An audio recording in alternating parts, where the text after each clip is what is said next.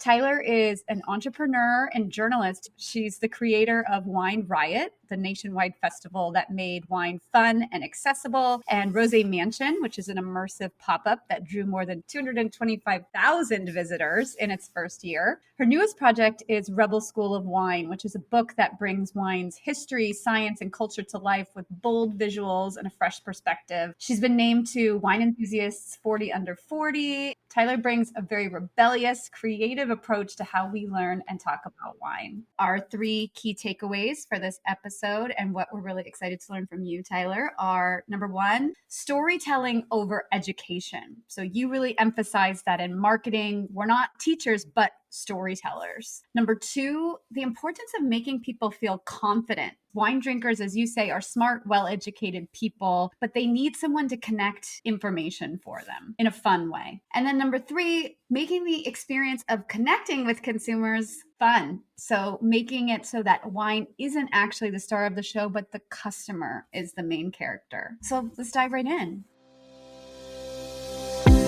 Welcome to Masterclass US Wine Market with me, Barbara Fitzgerald. In this show, we'll break down the complexities of selling wine in the US by discussing the relevant issues of today with experts from around the globe. Each episode serves up three key insights to help elevate your winery's presence in the US market. So grab a pen and paper and let's pave the way for your success in the US. Hi, everyone, and welcome back to Masterclass US Wine Market. Today, I'm really excited to welcome Tyler Balliet to the show. Tyler is an entrepreneur and journalist who's been changing the way Americans experience wine for nearly 2 decades. She's the creator of Wine Riot, the nationwide festival that made wine fun and accessible, and Rosé Mansion, which is an immersive pop-up that drew more than 225,000 visitors in its first year. Her newest project is Rebel School of Wine, which is a book that brings wine's history, science, and culture to life with bold visuals and a fresh perspective. She's been named to Wine Enthusiast's 40 Under 40 and Inc. Magazine's 30 Under 30. Tyler brings a very rebellious, creative approach to how we learn and talk about wine. So thank you for bringing this to Italian Wine Podcast, Tyler. Yeah, I'm so happy to be here. Wonderful. And before we dive into today's discussion, can you tell us a little bit more about your background and how you came to work in the wine business? Yeah, I feel like I fell into wine the way a lot of people did. I got a job at 25 years old working at a wine store 3 nights a week. It was across the street from my apartment. And while I had a day job, I worked at the wine store. But what I really saw was I saw a lot of people my age and they were coming in and they were asking questions about wine. And as I was trying to learn about wine and struggling to, I realized there wasn't a great resource out there. Like, yeah, sure, you could read a 900-page book or take a $1,200 class, but there wasn't a good way just to get a little bit of information and do it in a fun way. And so I'm not really like a get a job office person. And so after a couple months at my job, I was like, I'm going to start my own business. And I started writing about wine. I'm old enough that I started a print publication and that made $0, but I got flown around the world and I got to meet all these winemakers and really understand how the industry worked. And I started throwing small events for 30 people in the basement of a wine store. Those turned into 300.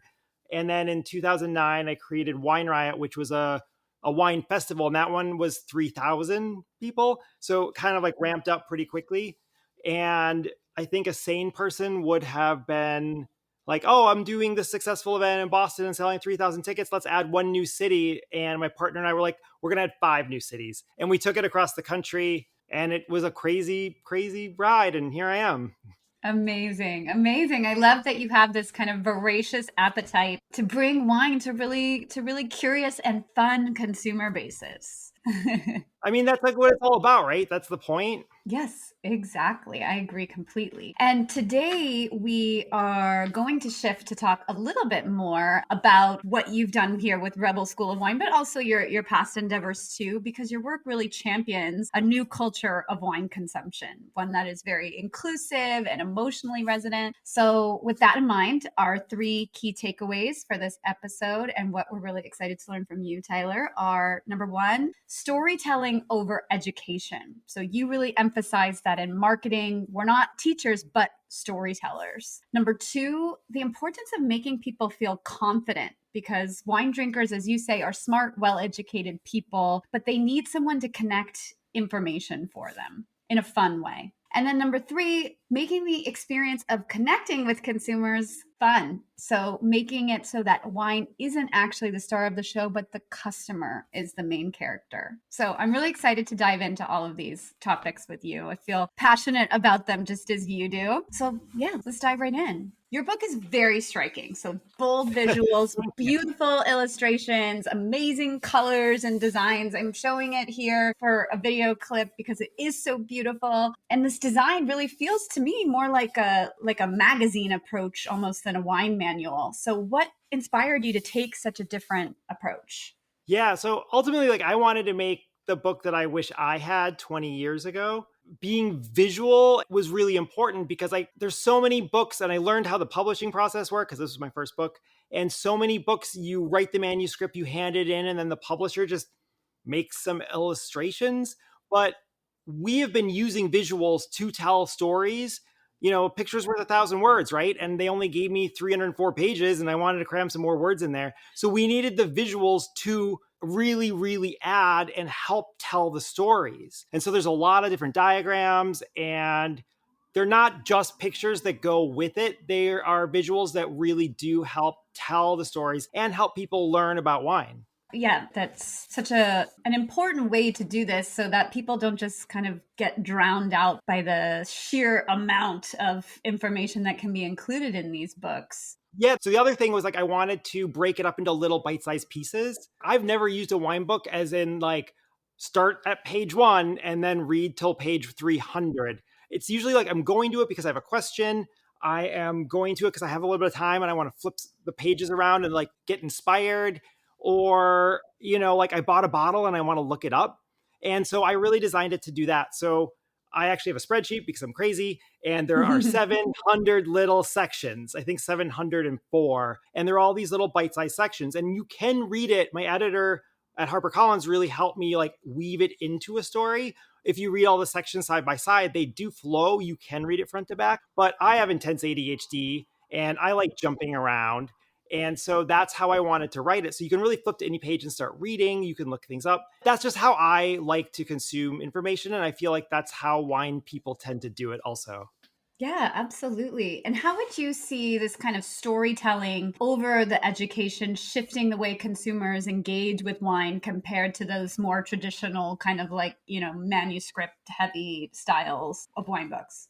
Yeah, well, as anybody that's like talking to wine consumers, we are storytellers. We are not teachers. It's our job to capture the hearts and minds, and we have to evoke emotions in people and really kind of stay away from the jargon. I worked really, really hard. Like you have to use wine terms. Wine terms are important.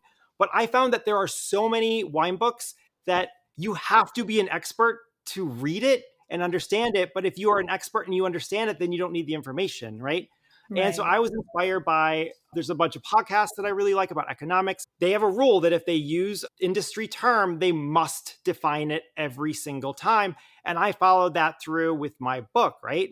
And so I believe that like, anybody can tell a story, but it takes practice and skill to tell a good story. It's not just about telling stories, it's about telling really good stories that connect with people and evoke emotion. But at the same time, like the best stories do give you information, but there's a difference between teaching and learning from an entertaining story. Boring lectures don't connect with people. They just don't. One of the things that you do so well in this book is you really connect cultural context to wine as well. I mean, talking about some of your visuals, I've seen beautiful graphics of prosciutto in here Yep. and balsamic vinegar, and pulpo octopus. That's so amazing. But can you share an example from your own experience in this book where the storytelling connected to the audience, in a way that pure education could not do? Yeah. So, I feel like it's about grounding things with what they already know. And it's about starting people off with something that they already are comfortable with, right? And then building on it. So I can give you 3 really quick examples. In one of the opening pages of the book, I talk about how pouring one out for the homies is actually like as old as human civilizations. Like ancient Indians used to pour out ghee. Every civilization in the world has poured out either alcohol or some food to remember the people that have passed, but we all, like became popular in the movie Boys in the Hood, but is now permeating culture. Everybody knows that, but it has this grounding and you get to use that as storytelling, right? And with Italy, like you mentioned, the prosciutto, the Parmesan cheese and the balsamic, a lot of this comes from my own personal experiences. Like the first time I went to Vin Italy, and I went there with all these Italians and they just shoved me this plate of like Parmesan, prosciutto, and like with the aged balsamic. And they basically just gave me a whole bottle of Lambrusco. And they were like, this is how we do it. And I've never forgot that. And, I do that for my friends. My dinner parties are fun. Let's just say that. Sounds fun. I love that. Specifically with Lambrusco, we'll go off on a little tangent here. Like, people might not have an easy time understanding Lambrusco. It's red, it's sparkling, it's not always sweet. But when you have it in the context of like that Bolognese culture, it's like, oh my God, nothing else could fit here but this. It is like the most perfect marriage. And how I always give people context is like Emilia-Romagna's region that you probably haven't heard of, but they make all these products that you have heard of, like Parmesan cheese, prosciutto, balsamic, but also like it's the home of Ferrari, Lamborghini, and Ducati. And so it's this very famous region. So now let's learn about the wines. And by that time, you got everybody's attention and they're like, tell me more. Yeah, I love that. Well, let's shift a little bit to talk about your, desire to really make people feel more confident. One of your kind of key ideas is that wine drinkers don't need more education. They need connection and to feel confident. So you've said that wine drinkers are already smart, but what's maybe the risk when marketers approach them as if they don't know enough? Yeah. So, that's why I wrote my book is honestly like I got sick of watching some kid in a wine store that took a couple of wine classes talk down to a woman who has a master's degree in molecular biology. I cut my teeth doing wine events in Boston and I always joke that like they're wicked smart, right? From there, I ended up there and I was doing these like 30 person and then 50 person and then, a couple 100-person courses. And I'd be standing there talking and 1/3 of the room has a master's degree. Like 10% of people have a PhD. Like these are not dumb people and they know that they're not dumb. So if at any point you're sitting there trying to educate them or teach them on something without them opting in, because if people opt in, it's different. But if you're just sitting there trying to tell them, well, you need to learn this and you need to learn this, they're like, excuse me? It doesn't work. And so like I developed this style of storytelling. I did it more from like a stand-up comedy like point of view where cool, get up in front of these people every night for years. And when you bomb, but you learn and you learn the bits and you learn what connects with people because you can see it in their eyes. As soon as people get glazed over, you've lost them. And, I think we can all agree and we all know that confident people are going to spend more money. They're going to buy more wine. And they're going to buy your wine. If you're the one that can make them feel smart, because that's what people want to feel. They want to feel smart. And I see so many people in wine. They're standing there and they're talking because they want to feel smart, right? But that's not how this works. Like we're at work. Our job is to make the people that we're talking to feel smart. And we did this at Wine Riot. So Wine Riot was a traveling wine festival. And the events were between 3,000 and 6,000 attendees. I did 50 of these in 6 cities across the country. So we'd have 6,000 people over a weekend. And we built these booths ourselves, like because it was hard to get the wineries. We had winery participation, but we ended up just buying the wine ourselves, building our own booths and training our staff. And we would have like a country booth. So we had the booth of Italy and you could come up and you could taste red wine from all of the major regions side by side.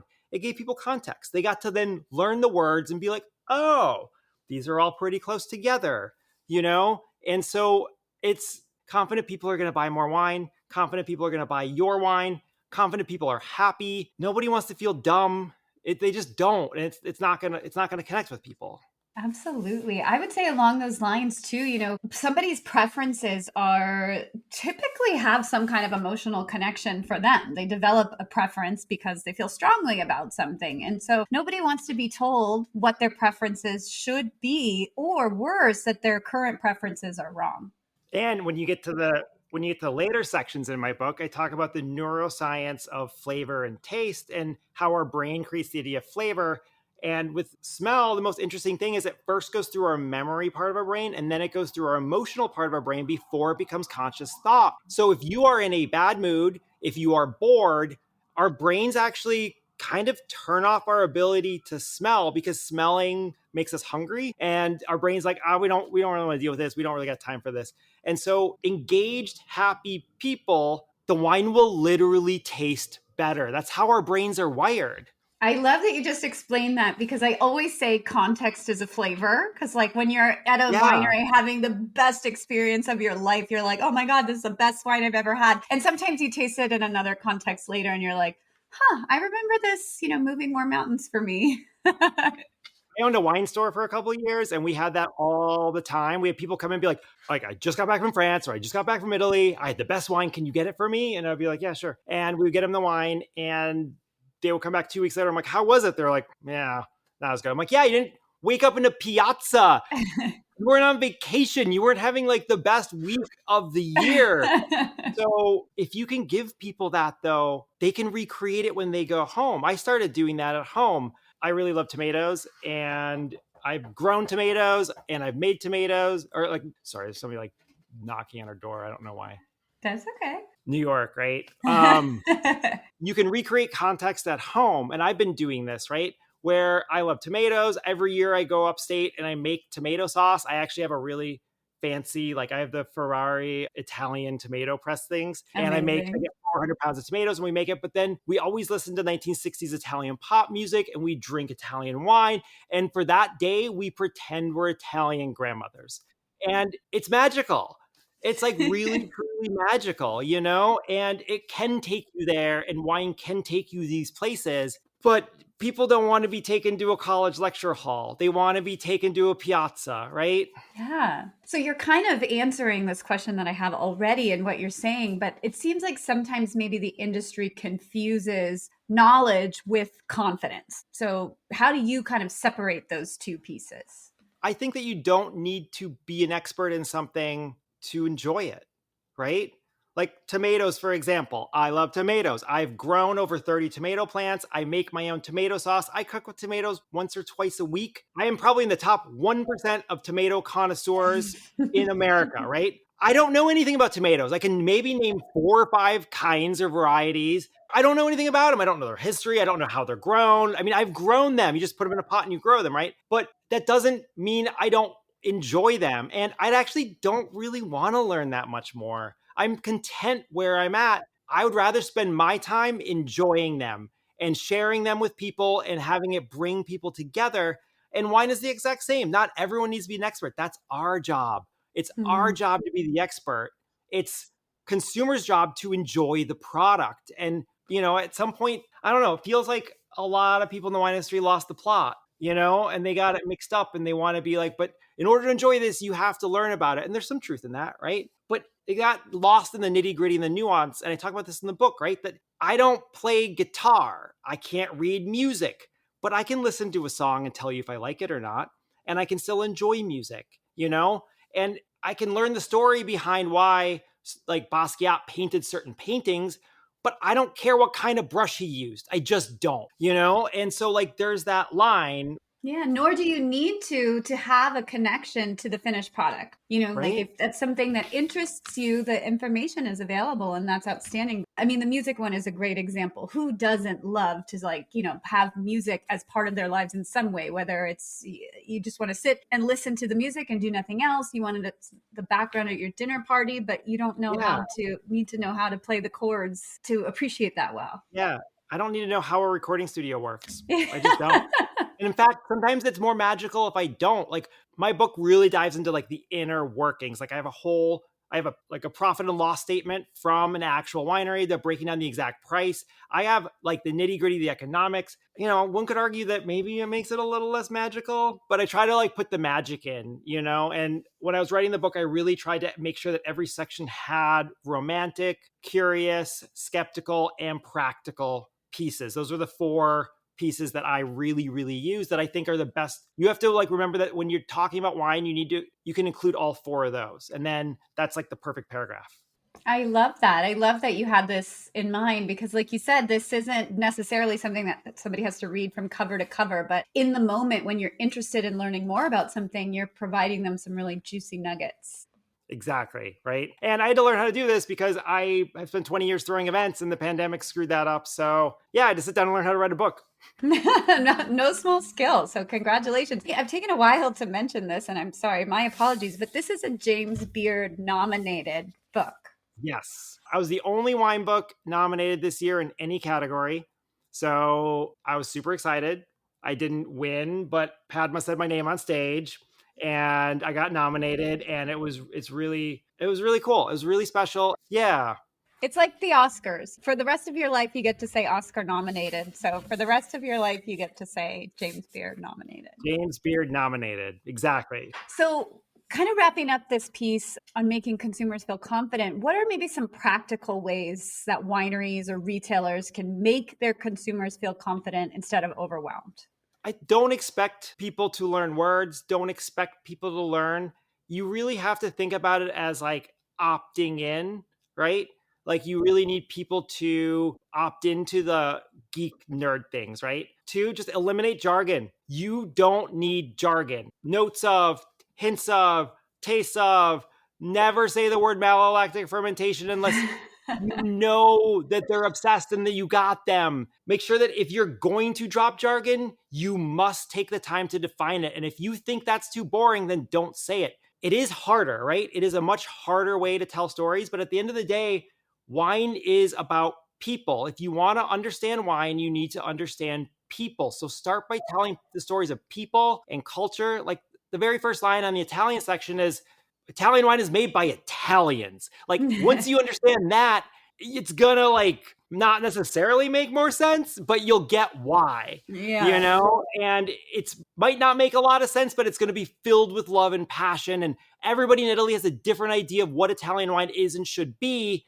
And then it makes sense, right? So tell stories of people. I think it's also really important to know that like you're not the main character, they're the main character. Yeah.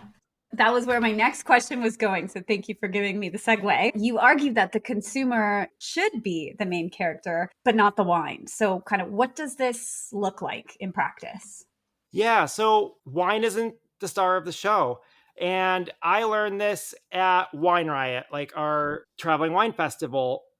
We did surveys, we worked with Wine Intelligence, like we had really good surveys over 3 or 4 years. I think we surveyed like 11,000 people that came to our events. And the number one reason people said they came, 96% of people said that they came to have fun. And we kind of thought that was a throwaway answer. We were like, no, they came because they wanted to learn about wine. They came because they wanted to find wines that they wanted to buy. We kind of just threw away the number one answer. And we quickly realized, well, not quickly, realized that that wasn't the case. The number one reason that people came was to have fun. That was first and foremost. Without the fun, they would not have come. And so they did get to learn and they did get to try wines that they want to buy, but they wouldn't have done that without the fun piece. And when we started Rosé Mansion, so Rosé Mansion was wild. It was a 32,000 square foot pink wine amusement park in Manhattan. And like, I'm not rich. We started this by maxing out all of our credit cards and just kind of hoping people showed up. And we did pretty well with the pre-sales. The night before we opened the first one, I was pouring epoxy flooring until 5 o'clock in the morning. And we didn't know it, but at 10 a.m., Good Morning America showed up. And I was on Good Morning America at like 11 a.m. It was just like, and then it just took off. It was nuts. And so in 1 year, we sold 225,000 tickets, right? And you could jump out of a bath, you could jump out of a giant cake and throw confetti and drink sparkling wine.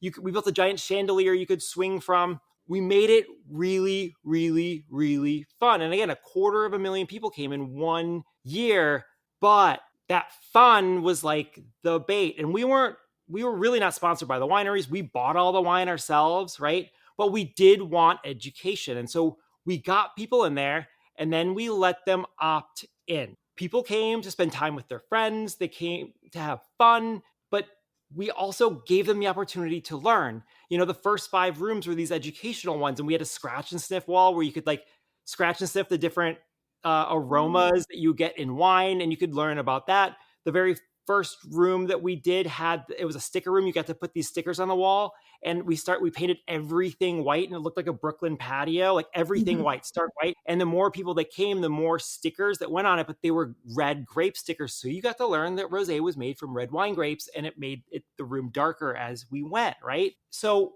it was in there, and anybody who wanted it, and almost everybody took us up on it, but you needed it to be fun first. Because at the end of the day, that's what we're doing, right? Yeah. If people want a college class, if they want to take a wine class, they'll take a wine class. And even those, you could make them more fun. It's possible. Oh no, we have experience creating really, really fun like environments, and then people are more apt to learn, and they're more apt to remember. Yeah. So it sounds like what you're saying is you're almost essentially like softening people up so that they feel good. They feel a little like, footloose, fancy free maybe. But because that they're feeling good, they're maybe more curious in what it is that's making them feel good and more likely to want to know more. Yeah, but they're paying me. They're the customer, right? And what do they want? If they wanted a class, they would pay for a class. They're paying me money. And if you're a winery, customers are paying you. They're not paying you for a lecture. If you tell customers, you have to read this book before you can buy my product, I don't think you're going to sell them any products, right? And so give people what they want. Yeah. Wine brings us together. Wine is there to make us dream. It's to make us have more fun with each other. And so the more we can facilitate that, and the more we can realize that we in the wine industry, as the experts, we are not the main character. Our customer is the main character. If you make them feel like the main character, then you got them. But I've seen so many like fun bar settings, and then the wine person comes, is like, everybody sit down. They start commanding, they start telling people what to do. It's Friday night at 7 p.m. Like, come on, like this isn't what people paid for, right? At the end of the day, it's entertainment, and you have to be entertaining, and your information has to be engaging and really interesting. And I think we're seeing that across all of our cultures, right? Like if you can take a documentary and make it really fun to watch, now you can teach people things. Like I watch a ton of educational YouTube videos, but they're not super dry and boring. Mm-hmm. Like people are engaging, and the customers, they're paying us. Figure out what they want, but it's almost always number one is have fun. That looks like a lot of different things, but number one is always have fun. You give them that, then you have a lot of leeway. If you don't give them that, they're not going to pay attention. And they shouldn't. This is the Italian Wine Podcast. So thinking specifically, about an Italian brand that is trying to sell wine in the US, what are some ways that they can make the experience, of trying to reach their consumer, of selling wine in a retail space more joyful and less intimidating? I mean, sell the lifestyle. Like there's nothing more romantic than Italy. It's Italian girl summer still for a couple more weeks. It's Italian girl summer. Like it's what everybody's talking about. And so sell the lifestyle, sell this is my grandmother's, or this is what the cool people in Florence do, or wine's about people and culture, right? Lead with those things, and start there. I also think that honesty and transparency is incredibly important with millennials and especially Gen Z. You have to be really honest and you have to be really transparent, right? I just made a video, and I know this is Italian Wine Podcast, so please don't hate me, but I think I am correct, about how Pinot Grigio is basically the cheap beer of Italy, right? It's the PBR of Italy. Like it's cheap, it's everywhere. It's not meant to be thought about. It's meant to be drank outside with your friends and family and enjoyed. And I do have an exception. There are really good Pinot Grigios, but that's okay to say, hey, not all of our wine is perfect, because it's not, right? And if you're not honest and transparent with your customers, they know that. They know that you're leaving parts out. They know that you're sugarcoating. History is also a challenging piece, right? Like my friend read a draft of my Italian wine chapter, and when he was at the Tuscany part, he was like, I went to Tuscany and I went to Chianti, and this isn't exactly what they told me. I'm like, did they leave out the whole World War II part? And he's like, oh, that's it. And you're dealing with smart people. You're dealing with educated people. If you leave out parts, right, they're going to think you're leaving out a lot more than just that. Whereas if you give people the whole story, you're like, look, maybe 15 years ago, our winery, a lot of these wines weren't all that great, but we have a new winemaker came in and we kind of figured out what to do. That makes me want to trust you, you know? And I think that all too often, everybody wants to give like a PR answer, like everything is great. And don't talk about this and don't talk about that. And I got a really good review. A prominent wine person called my book, I say the quiet parts out loud. And that's what was missing for me. When I was learning about wine, I was like, these stories can't be true. There's too many holes in these stories. And like, I figured that out really quickly. And so just fill them in and be honest. There's a way to do that that doesn't make you look bad. And people will trust you and they'll trust everything you say moving forward instead of like, be like, wow, are they trying to sell me a used car? Right? Like, I think that's important. Absolutely. And brings it back to the fact that if the consumer is the main character, which they should be, you have to think of this from the perspective of, like you're almost like you're trying to date somebody. Like Yeah. you're trying to get to know somebody and show them the sides of yourself that are authentic and true so that they can build a true emotional connection with you. Otherwise, it's all a house of cards, right? Yep, exactly. And that's how I've always written and taught my staff to talk about wine was I would say, imagine you're at a bar flirting with somebody you think is cute. If you wouldn't say it in that situation, don't say it here. Like you need to phrase things like that. Like you're flirting with people. I know now, of course, there's all the Trader Joe's people, like they say that they train them to flirt. But if we're chatting with somebody that you thought was cute at the bar, and if you said this, that they would run away, don't say it. Phrase it a different way. Make it appealing. And there's a way to have in-depth intellectual conversations and do it in this way.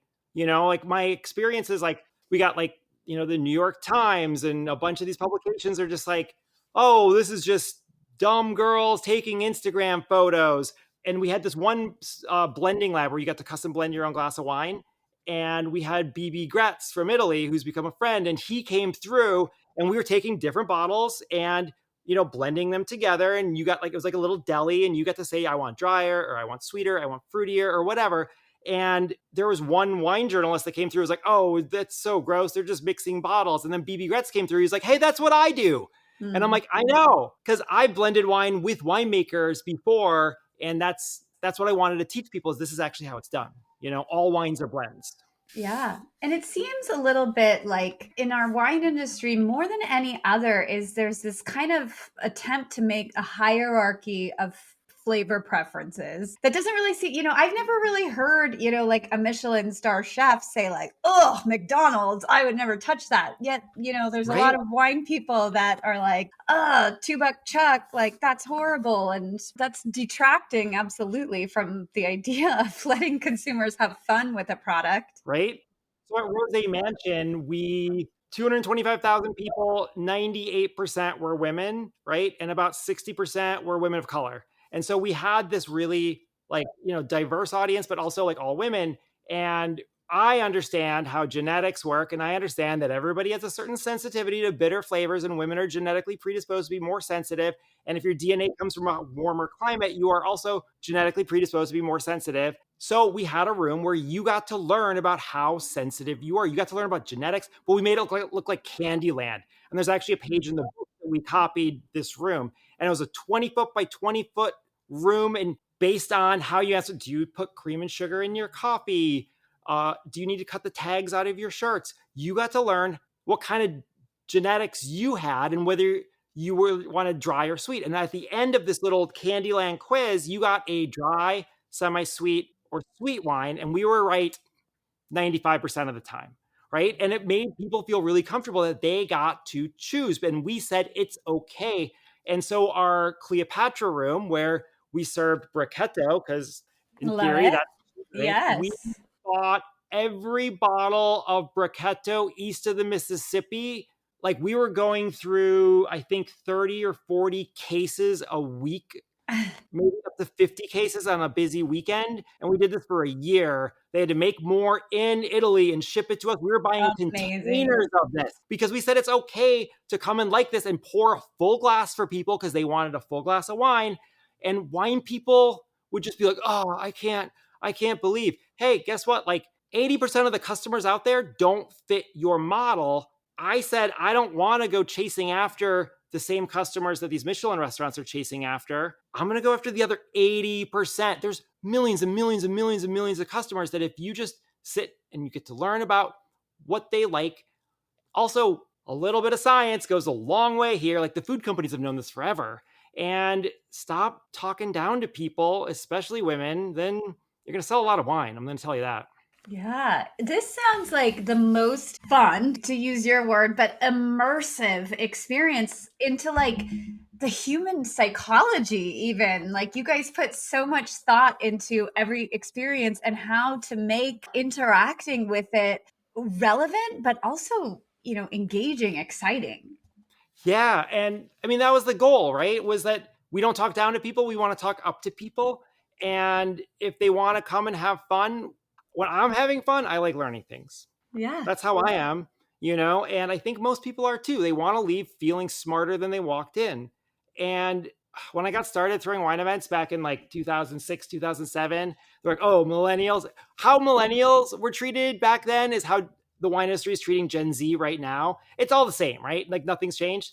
And the wine brands and a lot of the industry was just like, they don't want to think about it. Just throw a bunch of wine in the room and hope they remember it. And I was like, no, we are going the opposite direction. And Wine Riot was an educational event. And I would always jump in and work a booth. And I also I taught 425-minute courses during these periods. So like I taught hundreds and hundreds of courses. So I interacted with tens of thousands of people, but I'd be working these booths. And on a Friday night at 9:00, these dudes would come up and just be like, what am I going to learn here? What are you going to teach me? And it was Boston, so they were aggressive, but I love that they were just like, I came here to learn, you better teach me things. And I thought that was super cool. People want this, but you got to give it to them in the format that they want to consume it, not just expect them to follow you. They're the customer. You got to go to them. You can't expect them to come to you. Yeah, I love that. You have me thinking of kind of any really successful, well-attended event in the US is like for example, a baseball game or a football game. There is so much happening there that is not baseball or football. You can sit down and just watch the game if that's what you're really interested in, but they have all of these other things happening, ancillary things happening at the same time that can help you feel more connected to what the product is and increase your level of fun so that your level of enjoyment is greater. Yeah. So I've always said that like Italians know wine, like Americans know baseball, right? Like I am not a sports ball person. I go to one baseball game a year. I'm not a sports ball person, but I know the rules. I know who the Yankees are. I can't name a single player, but I know that they exist. And I know what a home run is. And I know the rules when I get there. And so I can enjoy it because I know the basics. Americans know about the same amount about wine as Italians, but we are so not confident because you walk into a wine store, especially as a woman, and the very first thing anybody's going to tell you is just like, well, let me tell you this. When I opened my wine store, I had a whole sweet wine section because I wanted to court sweet wine drinkers because we don't exactly know how many people can't drink dry wine, but the current thought is about 60% of women in America cannot drink dry red wine. It tastes too bitter to them, kind of like the cilantro thing. So the wine industry is missing out on tens of millions of customers. I set a whole sweet wine section in our store. Not a single sweet wine drinker ever came in because they don't go to wine stores because they learned the lesson that they will be berated. They will be told they're wrong. And 9 times out of 10, they're going to get sold the dry wine when that tastes different for them. And that's how you treat your customers. Meanwhile, like Italy's sitting over here with like the best possible PR in the history of the world. It's Italy. It's so, in America, we think it's the most romantic place in the world. We think the French people are mean to us. We think Spain's a little confusing, but Italy's the place, right? And just lean into that. I love that. So exciting, and there's so many different grapes. There's too much to learn, actually, and the rules are all changed. And so I feel like with Italy, nobody really expects you to know all the things because nobody does, right? I think you're right. It's such a wide breadth of knowledge. And, also talking about Italian wine specifically, if you're trying to educate US consumers, like there's a huge language barrier. These are words that are not going to stick easily in people's minds. So, like you said, just make it about the context and the experience and remind them of something that is part of their vocabulary, like maybe sitting in a piazza or eating a perfect tomato or something like that. Yeah, and it'll connect, right? And it'll help people remember. If you just got to teach people, go to a good wine store with a good Italian section and let them help you, right? Honestly, that's what I do because there's no possible way I can taste all the wines in Italy. So I'm not going to walk into a store and tell somebody about their selection. That was something I really wanted to nail down to in the book was build your wine team, is that you don't need to be an expert. You need people in your corner that are. Right? You can follow influencers, but you really need an independent wine store that you can go to, that you trust, that treats you respectfully. And then you need a wine bar and they will introduce you to things. Let them guide you, Yes, a beautiful plug for the small independent wine stores in the US, of which, most metropolitan areas have them, not just Boston, New York, LA. So seek them out. Absolutely. That's where you're going to find the good wine. Tyler, this has been such a fun conversation. I love your way of presenting it all is as exciting as the book itself. So yeah, I hope to, once people realize that the book sounds like I talk is what all my friends say. The book is loud and in your face, and so am I. So, That's okay. I like it. Well, we wrap up here on Masterclass US Wine Market with a rapid fire quiz where we ask our guests 3 questions to help our listeners just better understand the US market and kind of through the context of today's episode. So just answer in a couple sentences if you can. Number 1, what is your number 1 tip for mastering the US wine market? The US is a really, really, really big country. There's 380 million people that live here. It's as big as itself and it's as culturally diverse. One region is not the same as another. Just because you've been to New York doesn't mean you've been to America. And so it's incredibly diverse culturally and people think differently and it's physically far apart. So break it up into pieces and realize that there's not one fix for the US market. That's a great answer. Small digestible pieces like in your book. Okay, number 2, what is something you would have told your younger professional self about selling wine in the US?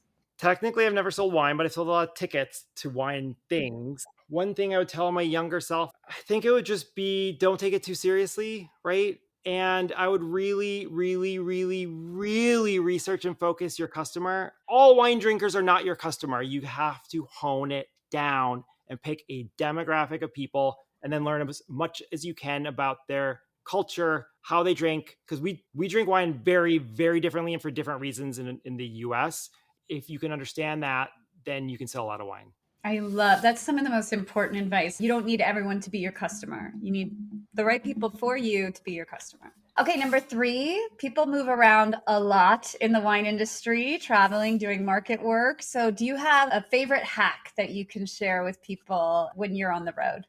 This is what I did to build my network is I would find a nice wine bar. I would go during off hours, 5:00 on a Wednesday, something like that. I would sit at the bar, order a nice glass of wine, introduce myself. I had tickets to events, so I'd always give them tickets. And then I'd say, hey, who else should I know here? Who else should I know in the city? They would be like, oh, you got to go see Katie over at such and such bar, right? The next day, I would go see Katie at such and such bar and say, hey, so-and-so at this bar sent me over here. And some of my closest friends 20 years later, I met that way, by walking into a bar or getting a reference to somebody. Seriously, I've been to their weddings, some of my closest friends I've met that way. And it just goes on forever. You can just constantly get referrals. But when you say, I walked in because so-and-so sent me, then they're like, oh, great.